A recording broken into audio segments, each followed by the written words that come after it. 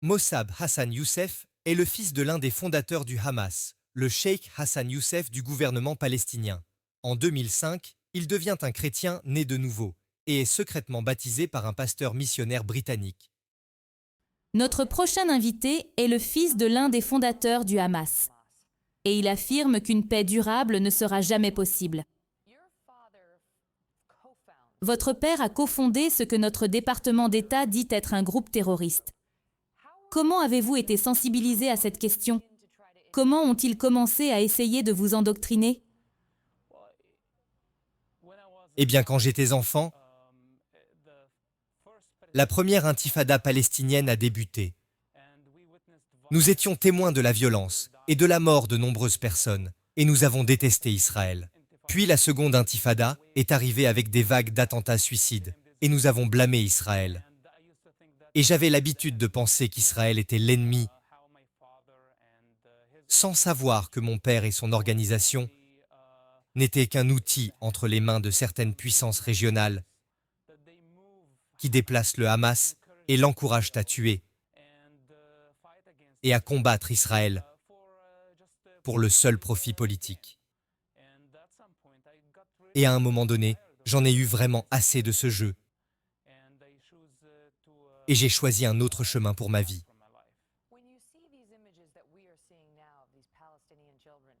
Quand vous voyez ces images que nous voyons maintenant, ces enfants palestiniens qui ont l'air effrayés, blessés, confus, et j'ai dit à l'actuel ambassadeur d'Israël aux États-Unis hier soir dans l'émission qu'Israël, dans cette bataille, va attiser la prochaine génération de haine. Considérez-vous qu'il s'agit là d'un risque réel et comment pouvons-nous empêcher que cela se produise? Eh bien, c'est un risque. Et je pense qu'il y aura d'autres générations qui vont haïr Israël. Malheureusement, Israël n'a pas d'autre choix que de se défendre.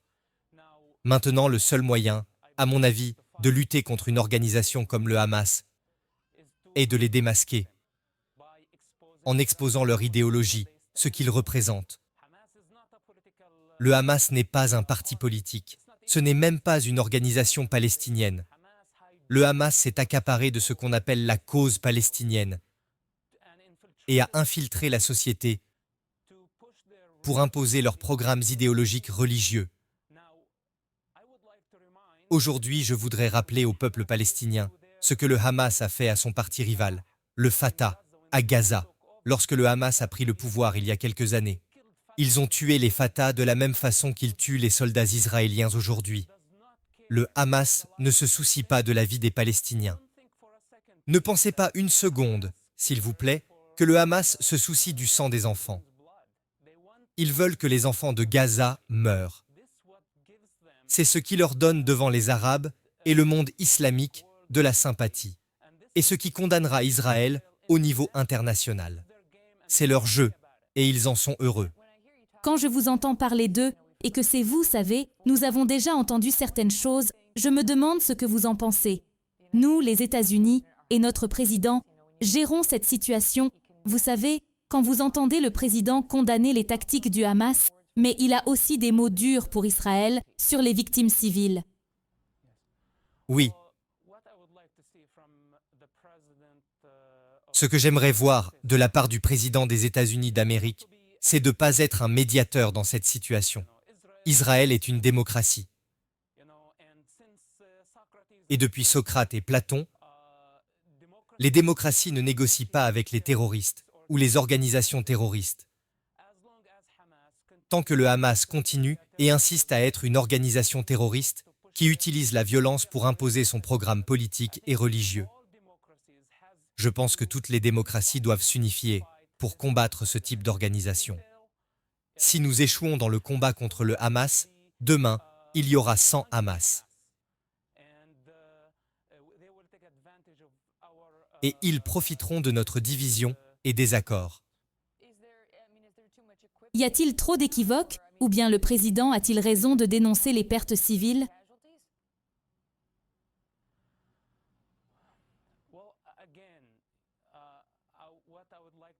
Encore une fois, ce que j'aimerais voir de la part du président du pouvoir suprême dans ce monde, c'est de ne pas prendre parti, ni même d'essayer d'être équilibré. Il s'est déséquilibré et il a essayé de venir en tant que médiateur dans cette situation. Il doit se tenir aux côtés d'Israël, non pas parce qu'Israël défend toutes les valeurs américaines et les valeurs du monde libre, seul, parce que le Hamas est un ennemi des États-Unis d'Amérique. Le Hamas est l'ennemi du monde libre et de la liberté d'expression. Ce qu'Israël fait aujourd'hui dans la région, c'est se battre au nom de tous les peuples libres de cette région de la civilisation occidentale. Waouh, Mossab, vous êtes un jeune homme très courageux. Merci beaucoup d'être venu. Merci. C'est extraordinaire.